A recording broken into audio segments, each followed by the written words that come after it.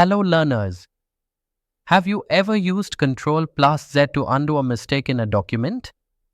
That undo button acts like an inverse. It reverses your original action. In mathematics, we have something similar, the inverse of a matrix. A matrix A is said to be invertible if there exists another matrix B such that both A multiplied by B equals the identity matrix and B multiplied by A also equals the identity matrix. Mathematically, we write A times B equals B times A equals I. In such a case, matrix B is called the inverse of A, denoted as A inverse or A superscript minus 1. It's just like for a number A, its inverse is 1 divided by A because A times 1 by A equals 1. But here's the twist, only square matrices with a non-zero determinant can have an inverse. This idea is central to solving matrix equations, transforming data, and building reversible systems. Let's bring this concept to life with an example. Suppose matrix A equals first row 2, 3, second row 1, 2, and matrix B equals first row 2, negative 3, second row negative 1, 2. Now multiply A and B. A multiplied by B equals open bracket 1, 0, 0, 1, close bracket, which is the identity matrix I sub 2.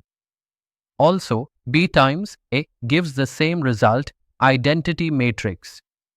Since both AB and BA equal I, B is the inverse of A and A is the inverse of B.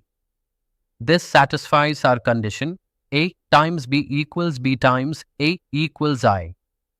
This example shows how matrix multiplication and identity rules come together beautifully. Now let's explore the properties of an inverse matrix. First, only square matrices, matrices with the same number of rows and columns, can have inverses. Their order must be m by m. Second, if B is the inverse of A, then A is also the inverse of B.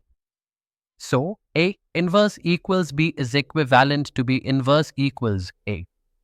Third, rectangular matrices with unequal number of rows and columns can't be inverted.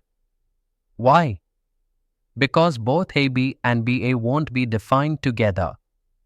And finally, the inverse of a matrix is unique.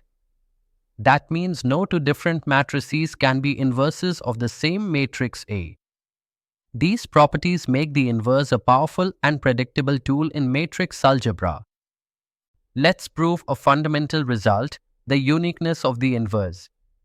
Suppose matrix A has two inverses, B and C.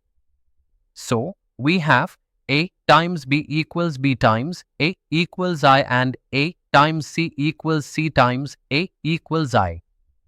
Let's begin with B. B equals B times I. But we can write I as A times C since AC equals I. So, B equals B times A times C. Now, rearrange B A equals I, so we get I times C, which is just C that gives us B equals C. So, both supposed inverses are actually the same. Hence, the inverse is unique. This result is used repeatedly in solving matrix equations and building logical consistency in algebraic structures. Now let's say you have two invertible matrices, A and B. What about their product AB? Good news, the product AB is also invertible. But here's the key, the inverse of AB is not A inverse times B inverse, it's the reverse, AB whole inverse equals B inverse times A inverse. Let's walk through the proof step by step. Start with AB multiplied by AB inverse equals identity matrix I. Now, pre-multiply both sides by A inverse times AB inverse equals A inverse. That simplifies to B times AB inverse equals A inverse. Now multiply both sides by B inverse. B inverse times B times A B inverse equals B inverse times A inverse, which simplifies to AB inverse equals B inverse times A inverse. So the formula is AB whole inverse equals B inverse A inverse. It's important to reverse the order when taking the inverse of a product. Let's do a complete example and verify it step by step. Let matrix AB, first row 2, 3, second row 1, 2. To find A inverse, we use the 2 by 2 inverse formula. A inverse equals 1 divided by open bracket AD minus BC close bracket times the matrix D, negative B, negative C, A here, A equals 2, B equals 3, C equals 1, D equals 2. So determinant of A is 2 times 2 minus 3 times 1, which is 4 minus 3 equals 1. Now plug into the formula. A inverse equals first row 2, negative 3. Second row negative 1, 2. Now multiply A and A inverse and confirm that the product is the identity matrix. That's how we compute and verify matrix inverses using basic arithmetic and logic. Let's wrap up what we learned today. A matrix A is invertible if there exists another matrix B such that A times B equals B times A equals the identity matrix I. Only square matrices with non-zero determinant can have an inverse. The inverse of a matrix is unique. If B is A inverse, then B inverse is A. The inverse of a product reverses the order. AB whole inverse equals B inverse A inverse. Inverse matrices help solve equations like Ax equals B by rewriting it as x equals A inverse times B.